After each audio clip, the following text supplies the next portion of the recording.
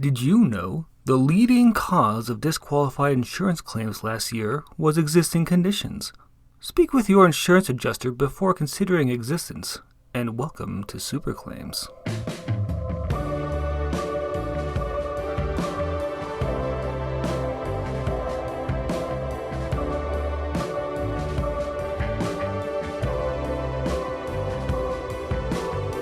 It's a good day for insurance claims, fellow Mordinians. Yeah, that one just felt off just reading it. We're experimenting with a few new catchphrases suggested by customer outreach.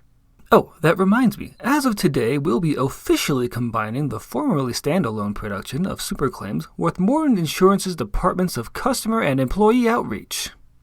What this means for you, listeners, is that I'll be offering various employee workplace updates and reminders while also presenting information on public cases under the watchful eyes of Morton Insurance's top production, marketing, and legal departments. So there will be a few updates to the format, but remember, these aren't just Morton's claims, they're your claims. Yeah, not feeling that one either. Still, if there's one thing everyone suggests, it's meeting you on your terms, dear listeners. So this isn't just a one-sided announcement, it's a conversation. Come hang out with your old pal Daniel Ward while we get into the latest, neatest, and interestingest Morton Insurance oddities. But before we get into that, I just need to say a quick word about today's sponsor. Coming out this Friday, today's sponsor is Nature Calls, the latest must-see family comedy from the SSPI's own B-rank film star, Brandon Animal Whisperer Garcia. Oh, that explains today's case. I'm sorry, you won't want to miss a fantastic second of this romp, and the gang's all here. The infamous Rat Pack, all 46 of them, star alongside the notorious Ferris from Funny Business, and you'll be crowing with everyone's favorite murder. This is a wild gathering of animal stars that nobody should miss. Believe it. Thank you, Nature Calls. Morton Insurance is happy to have your sponsorship. Today's case is an oddity from our rarely seen Unsolved Crimes files, featuring the Animal Whisperer himself. You see, it began... hold on, I think I've got some notes coming in from, I've been informed that these are not unsolved crimes, but yet-to-be-prosecuted pending cases.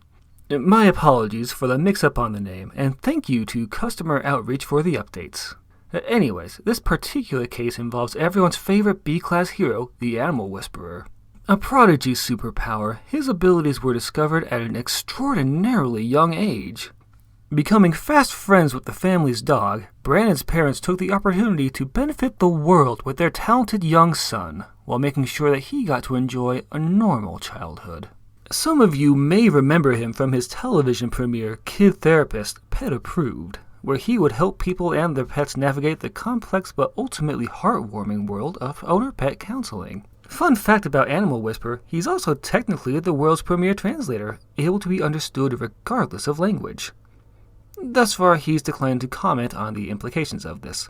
Like most of our heroes, Brandon joined up with the Society of Superpowered Individuals at the young age of 18 on the condition that he be allowed to continue his charitable on-screen works, a stipulation the SSPI and Morton Insurance were happy to support.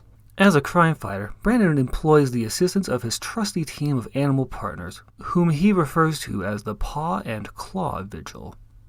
Recruited over many years of diligent counseling and animal advocacy campaigns, these animals are proud to serve on the front line of justice and live up to their various media portrayals. Animal Whisperer received a call from the Society on Wednesday, October 14, 2019, regarding unusual activity at a bank in Beverly Hills. Callers had trouble describing the situation, so Brandon was likely chosen for the generally well-rounded nature of his abilities and lack of visibly dangerous conditions at the bank. I say likely, but most of the reports surrounding this case are frustratingly bare bones in places. Not even censored, just vague in large swaths. What we do know is that Brandon and his specially chosen team from the Vigil arrived in the traditional SSPI heavy-duty vehicle driven by Carl. As they began discussing the case and threat, Carl made a remark along the lines of, "I ain't getting paid to clean up after no animals." Classic Carl. Interesting guy once you get to know him.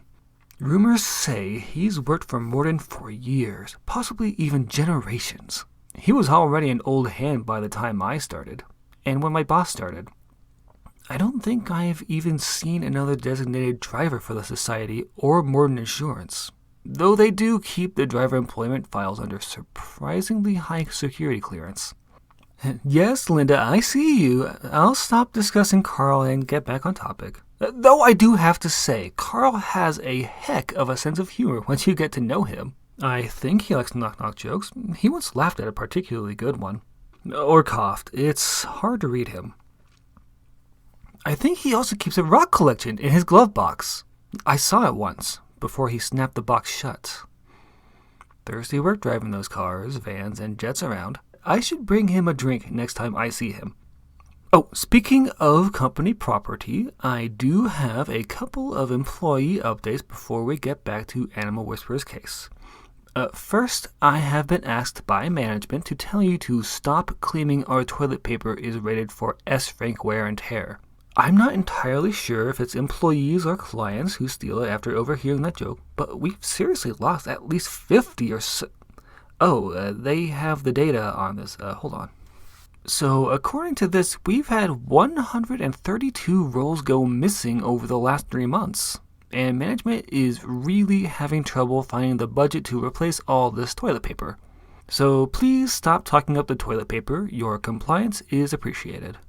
Additionally, we have an upcoming Q&A next Thursday, The Folly of Youth and You, How and Why Wards and Sidekicks Became Illegal, featuring the S-Class hero, Guardian, along with Robert Plackey? Oh, he is an absolute legend in these halls. I heard he once managed to get 4 villains to split the damages on a Type 48 government facility claim without even having to draft up a 512 alpha form. What an absolute honor to have the Plackster himself in our building. I know I'm buying my ticket the moment I'm done recording this. So plan on an enthralling 2 hours this Thursday. Finally, it's National Insurance Agents Day this Saturday. That magical time of year when insurance agents the country over are honored for their dedication to helping the United Nations and Society of Superpowered Individuals realize their vision for a better, safer future. So come on by the office for your complimentary calendar to hang by the door. And don't think you can get away with avoiding being honored. Management always knows whose calendar is missing. Besides, it's a great time. Lots of fun, games, and food will be provided, so bring the family and show them the important work you do every day. Alright, that concludes announcements. Let's get back to the case. So, after arriving just outside the Mary Hall's second bank, Animal Whisperer took stock of a specially chosen crew. Up first was Lucille, a border collie with a nose for trouble and a taste for justice. She's an expert in infiltration and Brandon's right-hand dog, with a reputation for being the brains of the group, which, if you ask me, was handled tastefully in her spin-off series.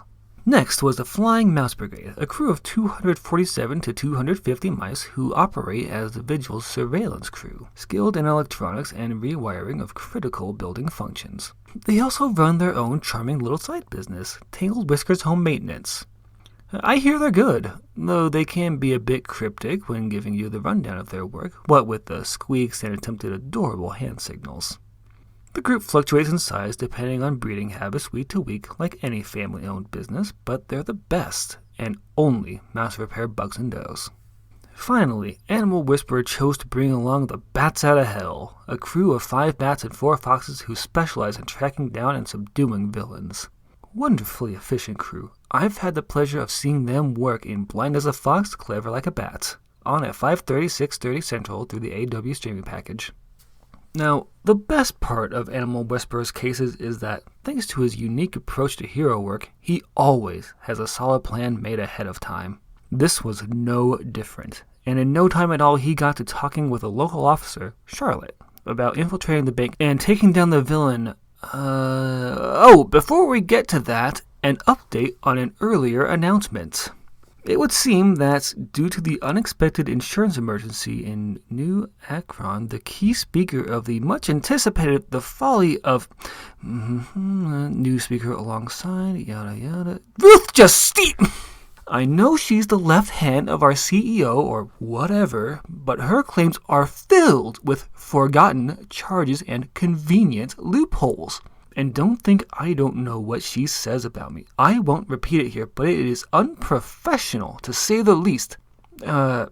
Morden Insurance is pleased to have the venerated and respected agent lead this discussion alongside Guardian. Don't forget to purchase a ticket for this rare opportunity. Or do, I suppose. I need something less depressing. Let's see. Morden agents, don't forget to double-check your new dates going into the new year. It's an eyesore for anyone checking your claims, and it can earn you an unexpected return on a valid claim. It's happened to me once or twice, and let me tell you, management has plenty of time to remind you of the importance of those dates. Or at least, Hysterian always had time. An astonishing amount of time. In front of everyone at the daily huddle. So be careful, for your own sake. Looks like there's also a fundraiser for the local police department coming up. Our men and women in blue could use the extra funding, and they'll be all too happy to make it worth your while with delicious baked goods. Look, I know some people think that the existence of the society makes police departments a place for less recognized powered individuals to do very important work. But we need a group to handle the non-super threats. The Guardian can't be everywhere at once, and we can't expect him to handle every purse snatcher or stolen candy incident. So remember to come on by their stall during lunch over the next 2 weeks and enjoy a delicious cupcake or pie. Maybe chat with Officers Gregory or Charlotte about recent cases. Hey, there's a coincidence. Officer Charlotte was actually involved with today's case. What a wonderful source to work with. See, she has a D-rank power, hyper-attentiveness, which I don't need to tell you leads to some of the cleanest and most detailed reports that you'll ever see. Plus, I hear she's an absolute pleasure to work with, professional and a bit of a sly sense of humor. She's even stopped a few powered individuals, an impressive 4 would-be criminals stopped. Keep up the good work, Charlotte. I just cannot focus today. My apologies, listeners. I even went into a whole speech about Officer Charlotte. And sure, she wrote this report I've been consulting, but she's no animal whisperer. I'll try to keep my head in the game from now until the end of this report, though. Let's power through. So, let's see. Where was I? Animal Whisperer, Cruise Dispatch. Here we go. So Animal Whisperer was working the case from his usual position, the Animal Whisperer Command Center, playset now available at local retailers, keeping an eye on the various cameras and communications of the Paw and Claw Vigil. He often acts as their commander, moving groups where they're needed and coordinating for optimal effectiveness. Show's report indicates that, for some reason, communications were muddy at best, camera feeds never quite capturing a clear image, and animal feedback conflicting with each other. The bats were reporting all clear almost immediately, hearing no signs of distress or even signs of struggle. However, the moment they were asked about the condition of the vault, they'd go back to reporting on the general calm environment. This would be immediately contradicted by Lucille, running back and forth of the entrance she'd found, repeatedly asking what she was looking for, confirming it, then emerging from the bank, once again, confused. Don't get me started on the flying mouse brigade's problems. They couldn't even get usable camera footage up. Typical contractors, turning a minute's work into 20. Well, this continued for about 5 minutes, the various animal crews finding their way out of the bank confused about what they were doing or reporting back on irrelevant details.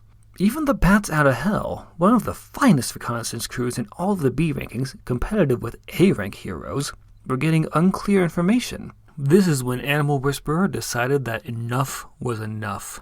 They were storming the bank. I can only imagine what a sight that was. The brave forces of the Vigil alongside Animal Whisperer bursting into the bank to confront... Have I mentioned the bake sale the police are hosting? Oh, right, I have it. It seemed important is all. I wanted to make sure everyone... Getting back on topic, Animal Whisperer and his forces entered the bank to find... Hey, wait a minute, what door did they go in? The Mary Hall second bank has a few entrances, and that could be a crucial detail to this story. Honestly, this report... Oh, wait. It says they used the front entrance marked Entrance A on the blueprints of the bank. Wow, Charlotte is really thorough on her research. Okay, I am sorry, listeners, but I just cannot focus on this case. Maybe it's the promotion or the new offices, but excuses keep popping up. How about this? I'll go word by word straight from the report. Hero designated by code name Animal Whisperer confronted... I can't read like this. It's completely distracting. Okay, you know what? We'll re-record this section. It won't make it to the final cut anyways. We'll have some other audio to plug in there. I'll just skip ahead to the aftermath. Following the event at the second bank, Animal Whisperer was called in for questioning, what with the mission producing no villain in custody, and Animal Whisperer seemingly unconcerned with his whereabouts. Oddly enough, I can't find any documentation that supports any sort of reprimand or punishment, not even a stern talking to. There wasn't even any money missing from the bank. Now, the easy solution is to claim that something happened off the books and under the table. But that's not the tone I get from this report. Officer Charlotte included a note that she made, quote, an arrest, and was personally watching someone. Odd word choice from a professional who's made such a splash with agents here, and frustratingly vague to boot. Part of me wonders if there's a different standard for officers here in California. Charlotte even got a commendation, though it doesn't say who offered it or what it was for. And for now, that's the end of the trail on the mysterious events of the Mary Hall Second Bank. Witness testimony is practically non-existent. Animal Whisperer always finds a way to get out of answering any questions about this case, and the only person who's in a position to discuss it is keeping her lips sealed. Perhaps someday we'll unearth a new lead, and I have my own theories. I'd love to get into them, but it looks like I'm out of time. From the new Customer and Employee Outreach, I'm Daniel Ward. Thank you for joining us, and remember, it's more than insurance, it's your insurance.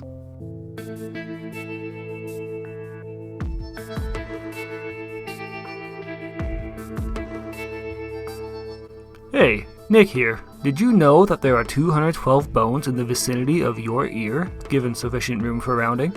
Well, I am grateful to every single one of them for giving your time and attention to this podcast. Hopefully you enjoyed this slightly updated format. I have high hopes that this will become the new norm going forward. Speaking of going forward, let's talk about our next short story after the second half of Ruth Justine's troubles with the SSPI. Have you ever wondered what life's sandwich between an underfunded government organization and a gross monopoly of an insurance company would be like?